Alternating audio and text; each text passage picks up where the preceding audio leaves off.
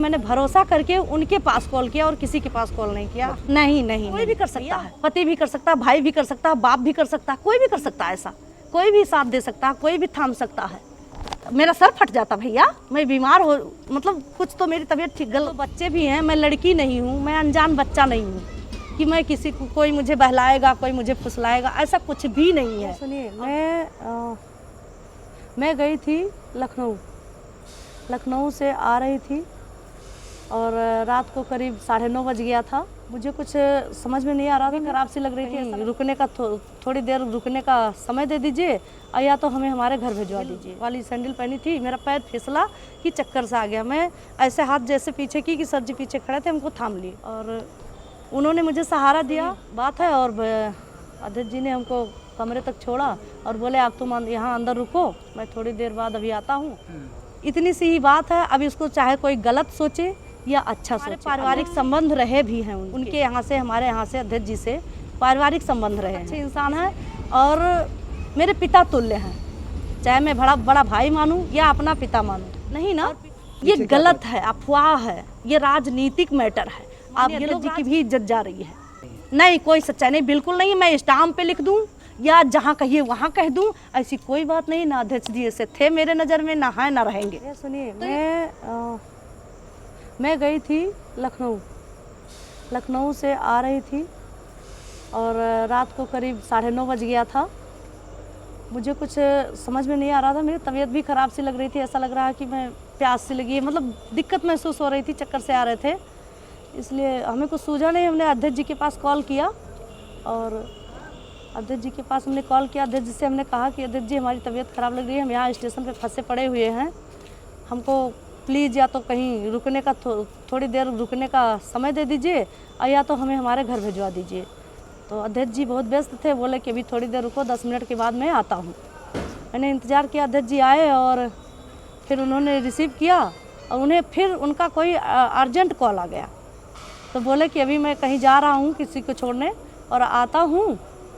फिर अध्यक्ष जी हमको लेके गए कार्यालय पे, बोले कि तुम यहाँ थोड़ी देर ठहरो और मैं अभी आता हूँ। जैसे ही मैं जा रही थी, 2-3 सीढ़ी चढ़ी, चौथे सीढ़ी जैसे क्रॉस की, हमें ऐसा लगा कि मेरा हिल वाली सैंडल पहनी थी, मेरा पैर फिसला कि चक्कर से आ गया। मैं ऐसे हाथ जैसे पीछे की कि सर जी पीछे खड़े थे, हमको थाम लिए और उन्होंने मुझे सहारा दिया। पैर फिसलने से अगर मेरा पैर भी टूट सकता था, मेरी और भी कहीं चोट आ सकती थी, सिर में चोट आ सकता था, बस यही बात है। और अध्यक्ष जी ने हमको कमरे तक छोड़ा और बोले आप तुम यहाँ अंदर रुको, मैं थोड़ी देर बाद अभी आता हूँ, तो तुम्हें घर भिजवा देता हूँ किसी से। बस भैया इतनी सी ही बात है, इतनी सी ही बात है। अब इसको चाहे कोई गलत सोचे या अच्छा सोचे, अध्यक्ष जी ना कभी गलत थे ना कभी हैं हमारी नज़र में। मैं पिछले करीबन 3-3.5 सालों से उनको जानती हूँ और हमारे पारिवारिक संबंध रहे भी हैं उनके यहाँ से, हमारे यहाँ से, अध्यक्ष जी से पारिवारिक संबंध रहे हैं। इसलिए मैंने भरोसा करके उनके पास कॉल किया और किसी के पास कॉल नहीं किया। नहीं नहीं नहीं भैया, बहुत अच्छे इंसान हैं और मेरे पिता तुल्य हैं, चाहे मैं बड़ा भाई मानूं या अपना पिता मानूं। और पिता तुल्य ही हमारी सारी फैमिली मानती है, हमारा भाई, हमारे हस्बैंड, हमारे 2 बच्चे भी हैं। मैं लड़की नहीं हूँ, मैं अनजान बच्चा नहीं हूँ कि मैं किसी को, कोई मुझे बहलाएगा, कोई मुझे फुसलाएगा, ऐसा कुछ भी नहीं है। और जो सोच रहा है गलत सोच रहा है। इतने लोग अफवाह जो उड़ाए हैं मेरे खिलाफ, मैं कंप्लेन थाने में कर दी हूँ। अगर नहीं मानेंगे तो मैं मानहानि का दावा भी करूँगी, महिला आयोग जाऊँगी। और भैया मेरे भी इज्जत है या माननीय अध्यक्ष जी के पास भी इज्जत है, वो ऐसा कुछ समझते तो किसी लेडीज को क्यों सहारा देते?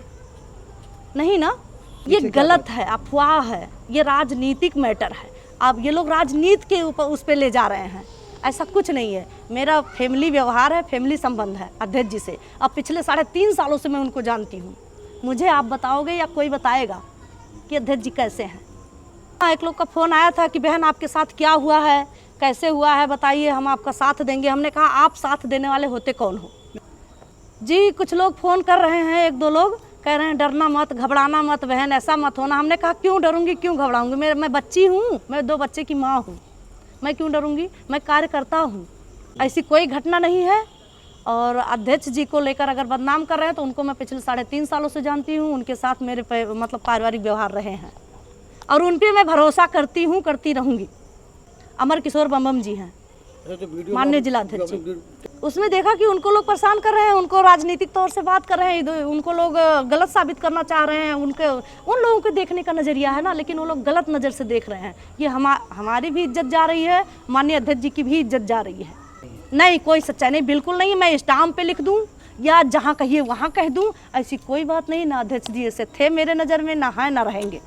तो ये तो कोई भी कर सकता है, पति भी कर सकता है, भाई भी कर सकता है, बाप भी कर सकता है, कोई भी कर सकता है। ऐसा कोई भी साथ दे सकता है, कोई भी थाम सकता है। मेरा सर फट जाता भैया, मैं बीमार हो, मतलब कुछ तो मेरी तबीयत ठीक नहीं थी, लेकिन अगर मेरा सर फट जाता, मेरे बच्चों का कौन होता? मेरे दो बेटियां हैं, एक 8 महीने की है, एक पिछले 6 साल की है। बताइए, अब आप जवाब दीजिए।